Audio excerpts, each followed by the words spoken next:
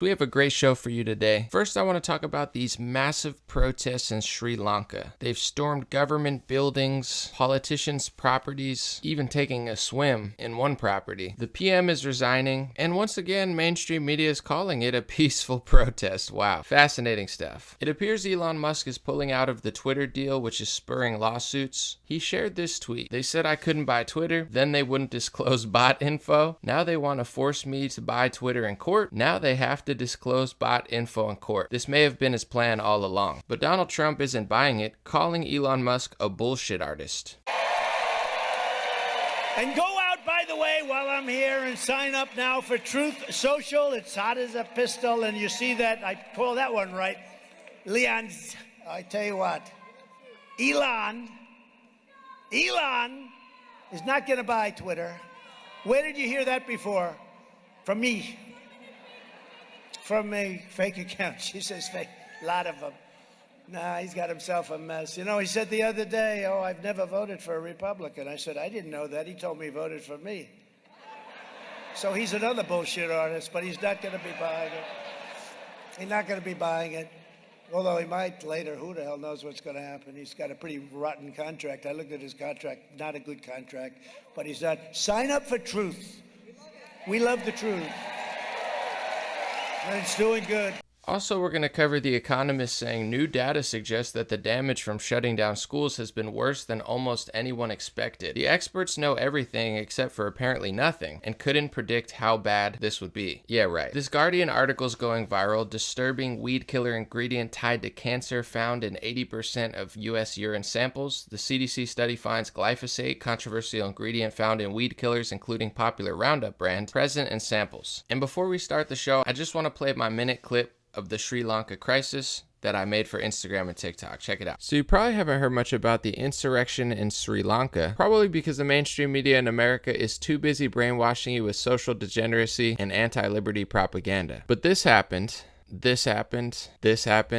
Massive storming of government properties until their leader resigned. So why did this happen? Well, a couple months ago they said Sri Lanka was in over $50 billion worth of debt and they defaulted on their loans for the first time since 1948 independence. The media seems to be blaming the fuel shortage, the price of food and medicine soaring, power cuts becoming normal, and even public transportation often being shut down to free up fuel supplies. What I find most fascinating is the New York Times calling this a peaceful takeover. The Daily Beast giving this the title People Power. Seems like left-wing media that was up in arms about January 6th for 2 years seems weirdly supportive of this obviously worse and more real insurrection. Reminds me of the mostly peaceful protests on CNN. Interesting. What do you think? The show starts now. Hey, what's going on, everybody? Thank you so much for joining. I'm on the go. That's why I got a different backdrop, but I want to talk about the Sri Lanka protests. Specifically, I looked at Daily Beast had People Power as their little headline, like they're almost supporting it. And then you look, of course, at January 6th and it says like divided we stand. And the New York Times is calling it a peaceful protest. They're burning things down, literally going through properties, but it's just like the most peaceful thing they've ever seen. It seems like they almost support it in a weird way in the mainstream media. But, you know, there's a lot of reports of why this is happening, people blaming different things. I think the lockdown was a massive, massive factor. Obviously, when you lock a country down, a country like Sri Lanka gets a lot of its economic power from tourism. And there wasn't a lot of tourism for a few years. They're defaulting. There's prices surging. They're a smaller economy, so they can't really weather the blow as much as America. And I just want to remind people, I have a few different things I want to cover today, but I've read part of a good chunk of the book COVID-19, The Great Reset by Klaus Schwab.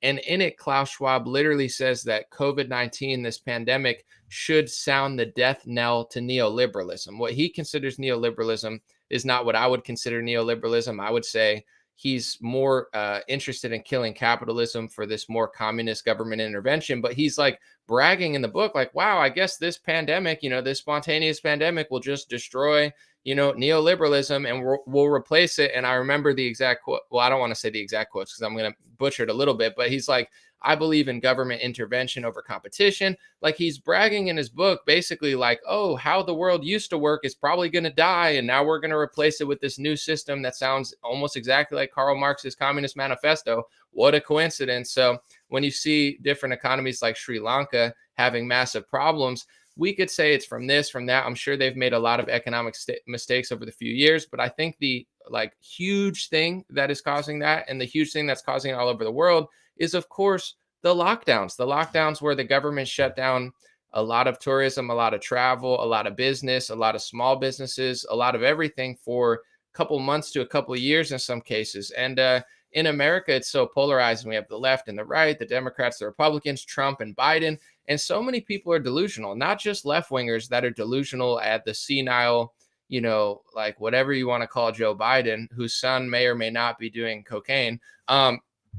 People act like, oh man, it was Biden, it was Trump, it was Putin. And it's like, it's a little bit, there's a little bit of truth in everything. Obviously, the war in Ukraine isn't helping the fuel prices at all, but it's like, it's in other countries, they don't have Donald Trump and Joe Biden, and every country's suffering. So I think the thing that really screwed over our country and the world was the lockdowns. And in many cases, the lockdowns were bipartisan in America for at least over a month, which is like the damage is done by then. So everybody's distracted. Obviously, people are going to argue about which party's better. I think one of the parties is a little bit better than the other one, obviously, but that's the big story. But as long as everybody fights over black and white and, Trump versus Biden and, Roe versus Wade and, and I'm not saying they're not issues in gun control. There's obviously a point to be had about this environmentalism, but people are just running in circles like a carousel. And it's like the lockdown, we tried to warn people. I'm not trying to get on my high horse, but if it neighs, it neighs. No, but jokes aside, we tried to say it's like, oh, well, it's okay. You're overreacting and, just wear the mask for a couple months, just get your third shot, anomaly. I mean, who cares? Is this really the hill to stand on? And it's like, I'm not trying to act like I'm so special, but it's like, you can't just shut down the country for 3 months, 4 months. And everybody who joined along and really played along is the reason this is happening all over the world. Because if we could have put a stop to this quickly, I think we could have prevented a lot of damage. Speaking of that, I want to do a highlight real quick to Novak Djokavic and show this clip of him on BBC, because he really is a hero, in my opinion, not just because he just won the Wimbledon, obviously one of the greatest tennis players of all time. When it's all said and done, he may be the GOAT. If he's not already, he's definitely up there. Listen to what he said about medical freedom, because he still has not taken the mRNA injection, and he won't under any circumstances. He doesn't care if he loses major titles. He doesn't care if he can't win the Grand Slam. He doesn't care if he can't play in some of the biggest tournaments in the world. He is sticking to what's right. And I just want to say, if everybody did what he did, or even 50% of the people who believed what he believes did it, because I'm not saying everybody has to do this, but I know so many people, millions of people that caved, not because they wanted to, but because they wanted to travel and they wanted to play sports and they wanted their job. But now they make it harder for everybody who stood their ground. Now I can't travel to certain places. Now I can't play certain sports. I can't go on certain vacations. I can't. And it's not like, oh, no, you just care about vacations. It's like, I'm just saying the world got a lot smaller for me. Now I'm like a second and third class citizen. And even some things outside of travel, I still can't do in certain areas. So let's just listen to the legend, Novak Djokovic. Just hit us with that strength. Let's listen. And I was prepared not to go.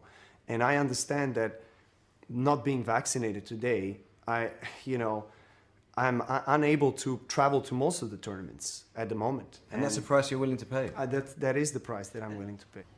Ultimately, are you prepared to forego the chance to be the greatest player that ever picked up a racket, statistically, because you feel so strongly about this jab? Yes. I do. But as things stand, if this means that you miss the French Open, is that a price you'd be willing to pay? Yes, that is the price that I'm willing to pay. And if it means that you miss Wimbledon this year, again, that's a price you're willing to pay? Yes. And he didn't have to miss Wimbledon. There's a message there. They said, are you willing to miss Wimbledon? He said, yeah. And he didn't. And he won because he stood up for himself. And it's like all of these restrictions still to this day, I mean, it's all bad, And I don't want to preach on it for too long, but it's like, we still don't have our freedoms back. We still can't travel. A lot of athletes are still being forced that. He's still being threatened to not play in certain tournaments. I think there's a few that he's not going to be able to play in, not just in other countries, in America too, by the way, guys. It's not all gone here. This is my pet peeve. I don't want to really rant for too long, but my pet peeve is when somebody that got vaccinated tells me that it's not a big deal. If you're unvaccinated and you say, oh, it's not a big deal, I didn't really lose that much freedom, I'll let it slide. But when somebody who got vaccinated says, oh, it's really not that big of a deal. And I'm like, did you go to Canada? Yeah. Did you leave Canada? Yeah. Did you do this? Yeah. Did you play at this comedy store? Yeah. Well, the reason you can do that is because you got the vaccine. You don't realize how much smaller the world got for some people when it comes to travel, especially for a musician, comedian, or I mean, really anybody that just likes to move around. A lot of people lost their job. A lot of people lost a lot of things that were near and dear to them. A lot of people couldn't attend college. These are huge things. And like people that it's like this supremacist ideology. I call them vaccination supremacy. Oh, it's not that bad. It's like, yeah, because you caved, you cucked to the system, and now everybody else has to suffer. Obviously, we got a lot of our freedoms back, but all of this stuff can be so easily beaten if people just stand up for their own freedom. But that's what it is. Congratulations to Djokavic. It's sad that you're one of the few major athletes in this world with a spine. It's just embarrassing, really. Like the whole Knicks, everybody but Kyrie Irving on the Nets. I wish there were more freedom fighters, but apparently there's not. I want to talk about real quick this glyphosate tweet, or I guess it's a Guardian article. Joe Rogan posted it. A lot of people are posting it. We'll read it, and then I just want to read my response because I got so many left-wingers like furious at me on Instagram because I always get Joe Rogan top comment. Like I just say something funny or interesting, and it's always like 5,000 likes, 6,000 likes, and I'm getting all of these like nasty comments. I mean, it's not that bad, but I just want to laugh about it. Hold on. So this is the Guardian article, folks. It says disturbing weed killer ingredient tied to cancer found in 80% of U.S. urine samples. CDC study finds glyphosate controversial ingredient found in weed killers, including Roundup brand, present in samples. So they're finding it in people's urine. I got this comment. I just said, I'm surprised the CDC even conducted that study. Usually their forte is force masking people, getting them locked out of gyms, making kids fatter, and then putting some bug-eyed lunatic on television saying to inject yourself with synthetic mRNA in order to not get banned from cruise lines. So I said that on just on Instagram on Joe Rogan's post, and I'm not bragging because I don't think it's like a top 1,000 accomplishment in my life or anything. But every time I say something funny on Rogan's Instagram, everybody up likes it because I feel like we have a similar audience. Joe, you can have me on anytime you want. No pressure, though. It's all good. I'd love to chat. But anyway, I'm getting all these like funny like replies from like left wingers, and they're like, "Oh, you think that's all the CDC does? That's it? That's all they?" I'm like, I'm not literally saying that's all they do, but yeah, in general, the CDC, in my opinion, is like the center for making kids fatter, force masking people, and telling you to inject synthetic mRNA. I'm not really impressed with the whole agency, but if you are, that's cool. But it's just so funny, like reading the comments, and these people have such huge egos. I think I figured it out. Because, like, obviously getting an education is good. It's good to be able to read and do math. And, education is a beautiful thing. Definitely, like, if you come from a family or an era when it wasn't easy to get education, my parents valued education and they were like, you need to get an education. That's the old way. But all of these new school peoples, they're so egotistical. They think they know everything. Like, one of the douchiest professions, in my opinion, don't get it twisted. There's millions of great teachers. Teaching's important. I love teachers. I'm not being a hater, but like the college professor, and not all college professors. There's great college professors. Don't get it twisted. But like the academic is one of like the snobbiest, douchiest people because they get to teach a bunch of kids, right? Like they're the hierarchical, like the top of the pyramid. Like we are the teacher.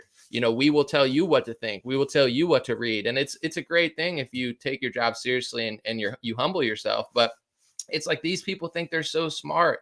They think they're so scientific. And I wish they were. I really do. Because I don't, I think educated people should know more than people who don't get an education, but they really don't, because it's like the working class people, despite maybe not having as great, in some cases, reading skills, not all, a lot of, working people can read fine, but it's like on average, the academic is supposed to be smarter, but they're not. They lack common sense, critical thinking skills, like basic instinct, reason, logic, these things that are just like instinctual to humans. It's like they have none, and they vote in the dumbest patterns. They say the dumbest things. They fall for this fake pseudoscience.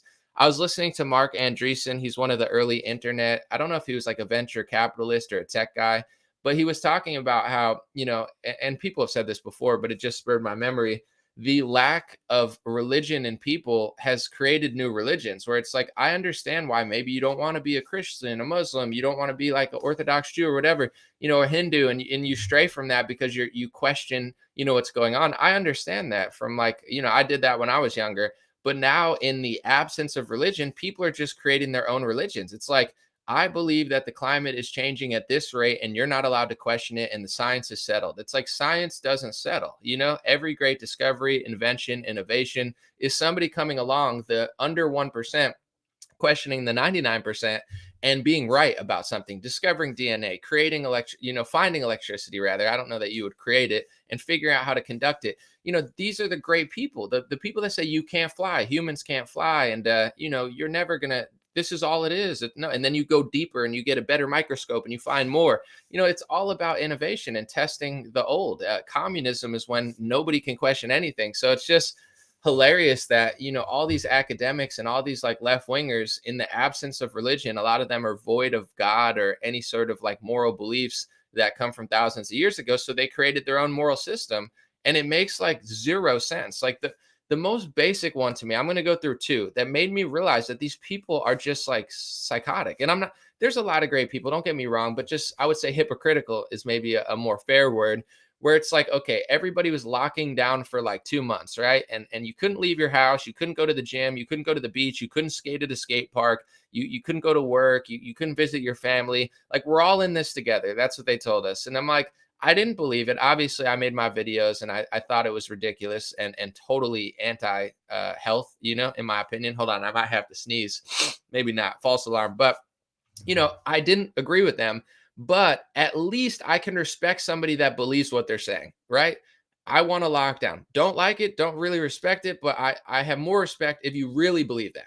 But then when the George Floyd situation happened, you had all of these same people writing op-eds saying, racism's a bigger threat. And, even I remember, I don't know if it was New York Times or Washington Post, but you had this like epidemiologist doing this op-ed, literally like she was beside herself. It was hilarious. I remember reading it on air, and she was trying to figure out why she was against protests against lockdowns, but she was okay with the George Floyd riots. And she was admitting it was like a conundrum inside her own head, because she was like, I can't figure out why I'm supporting it now, because you're a liar, Deborah. I don't know if her name was Deborah. You're a liar. You don't actually care about the science, you care about politics. So when there's a riot and violence and large groups for a cause that you find worthy, all your science of 6 feet to slow the spread, goes out the window. You're a liar, Deborah. That, like, it was just funny, her like wrestling with her own hypocrisy. And it's like, that made me realize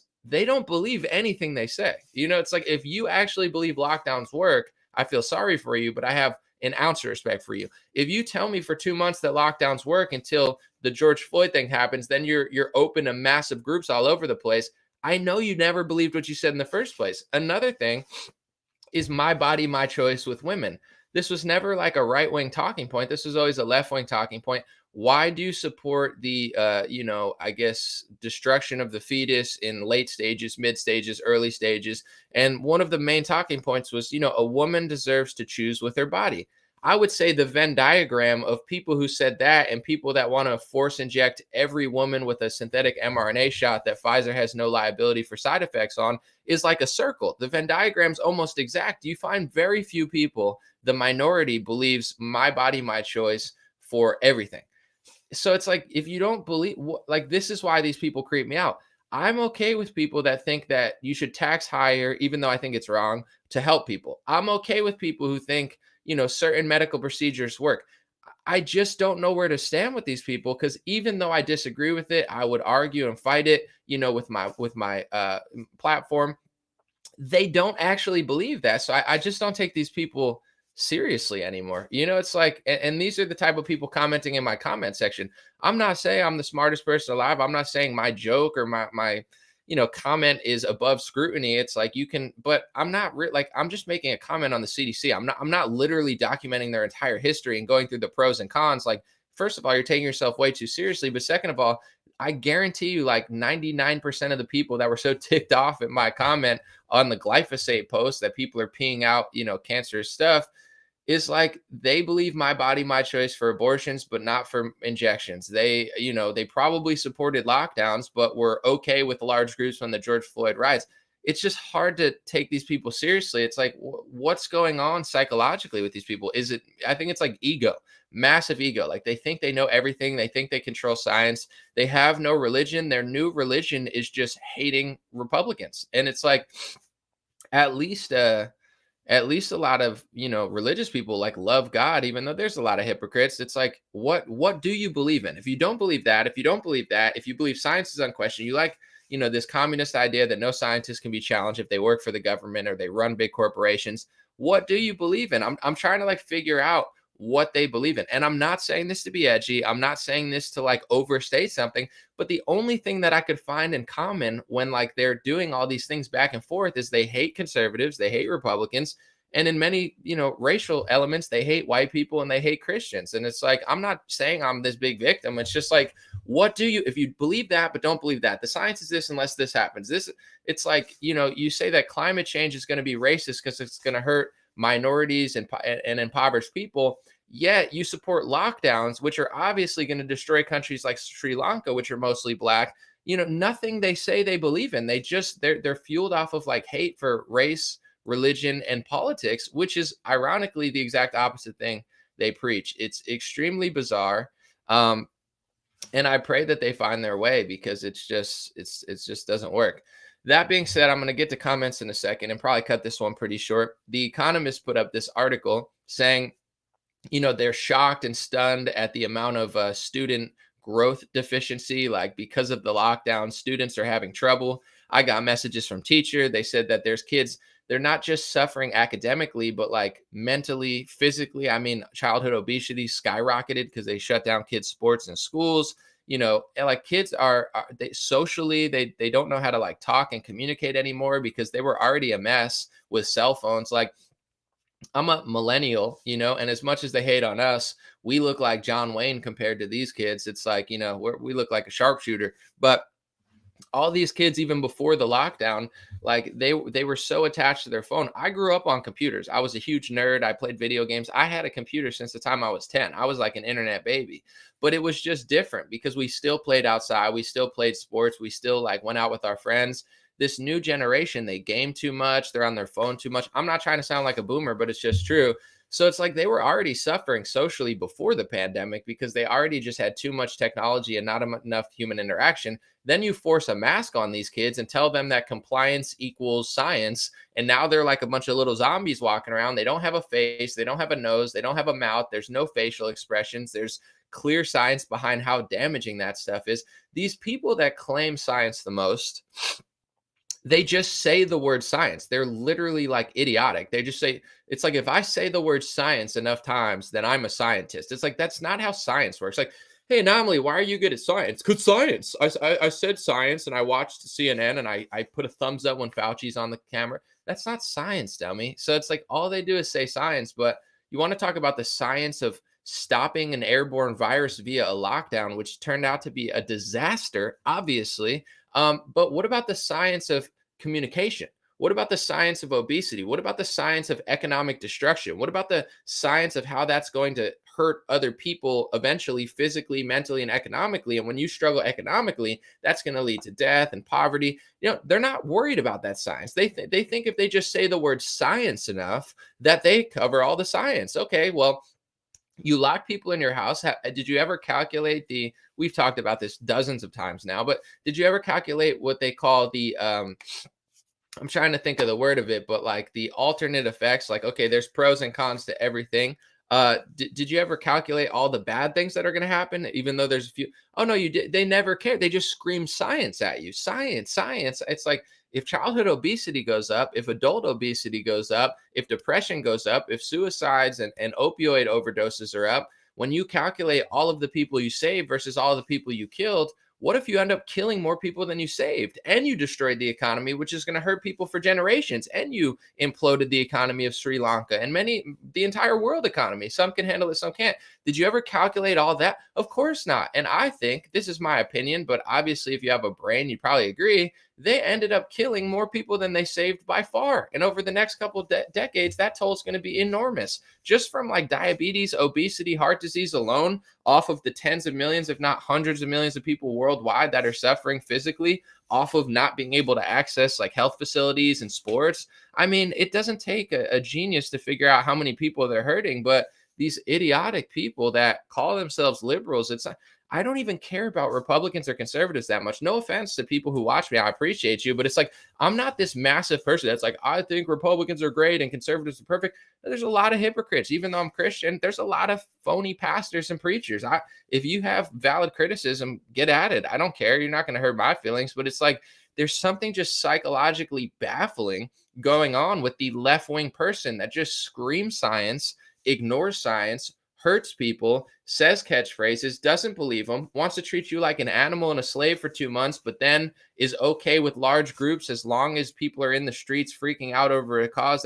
It's like these people are literally the phoniest people on the planet. And, that's why people like Trump and leaders like Bolsonaro in the world. I don't know if he's going to win the next election, Bolsonaro, but it's like, these are, there's two different types of people that say the tough truth, even if you're not willing to hear it, and people that just lie all the time. And it's like, I prefer, even though I do think when it's all said and done, Trump ended up being kind of like a sleazy used car salesman who constantly just put deep state phonies in every position. His Surgeon General was a phony.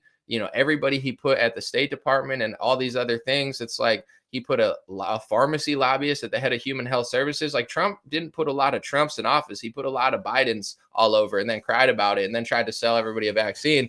I still would vote for Trump over Biden because you get more truth out of him. It's like, even though he is overselling a lot of stuff, he dropped, I would say, like thousands of truth bombs during his presidency. Truth bombs that you would never get from Obama. You'd never get from Biden. You'd never get from Mitt Romney or Liz Cheney. And clearly all these people hate Trump because he's what they never will be, which is more honest. So it's like, the left winger, like, I don't know what people are thinking, but I think there's some real soul searching that needs to be done because everything's like inverted. It's like, pronouns matter more than food. We're going to destroy farms in order to fight the climate.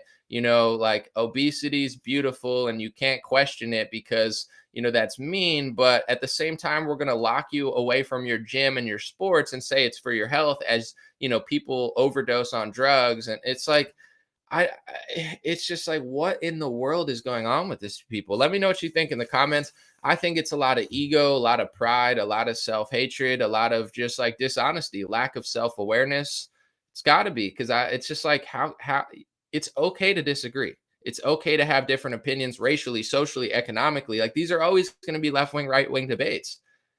But when you're not being honest about anything, how can you even debate it? If I say what I think about crime, or I say what I think about race, gender, ethnicity, religion, country, whatever, you don't have to agree with it, but it's like, you can at least debate me because you know what I think. You know what I'm saying? I'm telling you exactly what I think, and then we could have a conversation. How can you really debate someone that doesn't believe anything they say? They probably hold a lot of stuff in. I've known people to be like, oh, Trump's so racist, that's so bad. They have a couple of drinks and all of a sudden they're saying the same stuff as Trump, except crazier. And it's like, he's not even saying any edgy stuff. Like, you think Trump's bad? Go to a stand-up comedy show. Like, they're really talking shit, because it's like, comedians just say whatever they want usually on stage, and it's funny and it's true. And sometimes it's exaggerated, but it's funny. It's like, he wasn't that bad at all. I mean, he definitely got under people's skin. He's definitely a little bit egotistical and arrogant. I get why people don't like his personality, but as far as his ideas, they're not even crazy. Like, his wall idea is just like a repackaged Chuck Schumer idea. Chuck Schumer talked about building, a better border for 10 years, and now Trump does it, and Chuck Schumer fake cries with a Muslim chick behind him. Like, I just don't understand how dumb people are, how fake people are. I think it's more fake. It's just like, you lie to yourself, so then you lie to the world. You got to tell the truth to yourself, or else you're just going to spiral. So I'm going to read a few comments and then I'm going to cut this stream short so it doesn't get damaged. I'm on the go, I'm on the move. So I don't know how good my internet connection is, but it seems like it's good. Let me see. Someone said DeSantis supports forced quarantine SB 2006. Um, yeah, I have to look at that bill, but I know it's definitely good to pay attention. A lot of these bills that they sign, even in Florida, can be super sneaky for sure. Um, let me see. All right, I'm just gonna end this one short because I don't see too many good comments. But I appreciate y'all. If you like this video, share it. And if you ever want to listen to just audio, I have a Dream Rare podcast. It's available on Spotify, Apple, Podbean, all that stuff. So thank you guys so much. Thank you guys on Facebook and YouTube for all of the support, the shares, the watches, etc. I'll be back soon, and feel free to add some comments in the comment section. Usually on YouTube and Facebook, good comments go to the top. So hopefully you guys weigh in and can add some insight to these stories. Appreciate it. Have a beautiful day, and I'll be back very, very soon. Have a great week, guys, and stay blessed.